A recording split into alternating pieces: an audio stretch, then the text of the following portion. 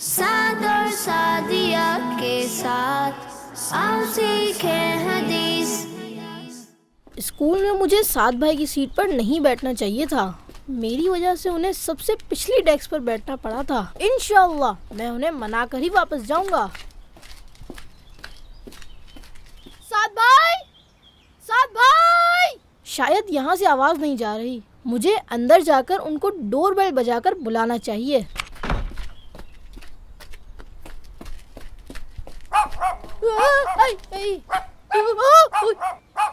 ये तो बंधा हुआ है। मैं तो बिला वजह ही डर रहा था।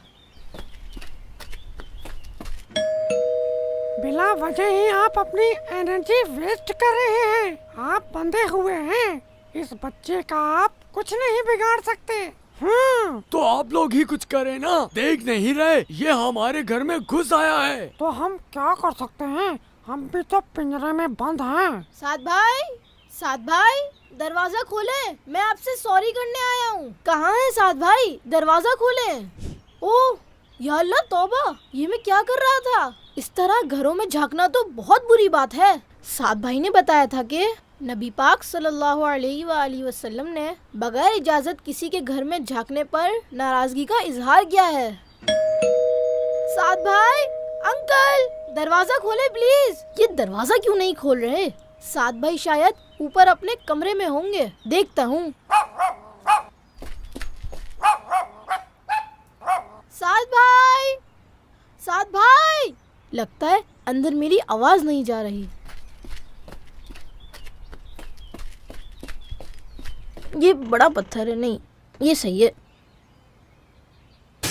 ओह नो, ये मुझसे क्या हो गया? अब तो साद भाई मुझसे और भी ज्यादा नाराज हो जाएंगे। ये तो बाज ही नहीं आ रहा। अभी बताता हूँ उसे। या अल्लाह, ये डॉगी तो खुल गया।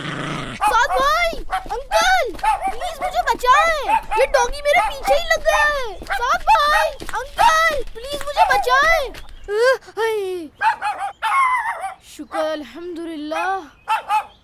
हटो, भागो यहाँ से। जाओ हटो।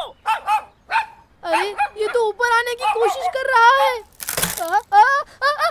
बचाओ, कोई मुझे इस डॉगी से बचाओ प्लीज। हेल्प, बचाओ। डॉगी रुक जाओ।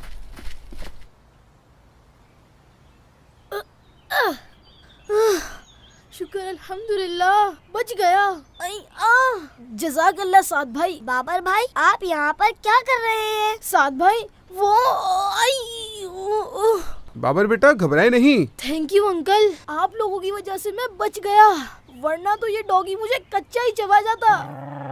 लेकिन आप यहाँ क्या कर रहे हैं बेटा? अंकल असल में मैं यहाँ साद भाई से सॉरी करने आया था। मैंने काफी आवाजें भी दी और बेल भी बजाई, लेकिन कोई जवाब नहीं आया। किस बात की सॉरी बाबर भाई? सुबह के लिए। सुबह क्लास में आपको मेरी वजह से सबसे पीछे बैठना पड़ गया था ना, और मैं हारिस भाई के साथ आपकी जगह पर बैठ गया था। तो इसमें सॉरी की क्या बात थी ना? मुझे लगा आपको बुरा लगा होगा और आप मुझसे नाराज हो गए होंगे, इसलिए मैं आपसे सॉरी करने आया था। नहीं बाबर भाई, इसमें नाराज होने वाली क्या बात है? क्लास में आगे वाली सीटों पर बैठने का हक उसी का होता है जो पहले आता है। आज आप पहले आ गए थे तो आप बैठ गए। मुझे तो ये बात याद भी नहीं थी। बाबर बेटा, मुझे आपकी ये बात बहुत अच्छी लगी कि आपने खुद से अपनी गलती का न सिर्फ एहसास कर लिया और उसकी माफी के लिए आपने कल तक का वेट नहीं किया, बल्कि आज ही साथ से सॉरी करने आ गए। हमें भी ऐसा ही करना चाहिए। जैसे ही हमें अपनी गलती का एहसास हो जाए, हमें माफी मांगने में देर नहीं करनी चाहिए। Thank you uncle. लेकिन बेटा एक बात आपको बताना जरूरी है। देखिए, अल्लाह के आखिरी नबी सल्लल्लाहु अलैहि वसल्लम ने जहाँ हमें जिंदगी गुजारने के हर अमल के बारे में रहनुमाई इरशाद फरमाई है, वहाँ हमें ये भी बताया है कि एक मुसलमान दूसरे मुसलमान के घर पर जाए तो उसे क्या करना चाहिए। हदीस शरीफ में आता है, हमारे प्यारे नबी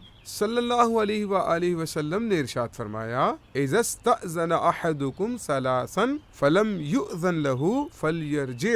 यानी जब तुम में से कोई 3 बार इजाजत मांग ले और उसे इजाजत ना मिले तो उसे चाहिए कि वापस चला जाए। बाबा जान, इसका क्या मतलब है? बेटा, इस हदीस पाक में प्यारे आका सल्लल्लाहु अलैहि वसल्लम ने हमें ये तालीम दी है कि अगर हम किसी के घर जाए तो 3 बार अंदर आने की इजाजत मांगे, और अगर अंदर से कोई जवाब ना आए या इजाजत ना मिले तो वापस चले जाएं और इस बात का बुरा भी ना माने, क्योंकि हमारे प्यारे नबी सल्लल्लाहु अलैहि वसल्लम ने इस बात का बुरा मानने से भी मना फरमाया है। समझ गया अंकल, आइंदा मैं ऐसा नहीं करूँगा। जज़ाकल्लाहु खैरा। मैं अंदर जा रहा हूँ, आप भी बाबर से बात करके अंदर आ जाइएगा। अंकल, एक चीज की माजरत मुझे आपसे भी करनी है। वो ना मुझसे गलती से साद भाई के कमरे की खिड़की का शीशा टूट गया है। इन्ना लिल्लाहि व इन्ना इलैहि राजिऊन। साद और सादिया के साथ आओ सीखे हदीस। बच्चों का मदनी चैनल।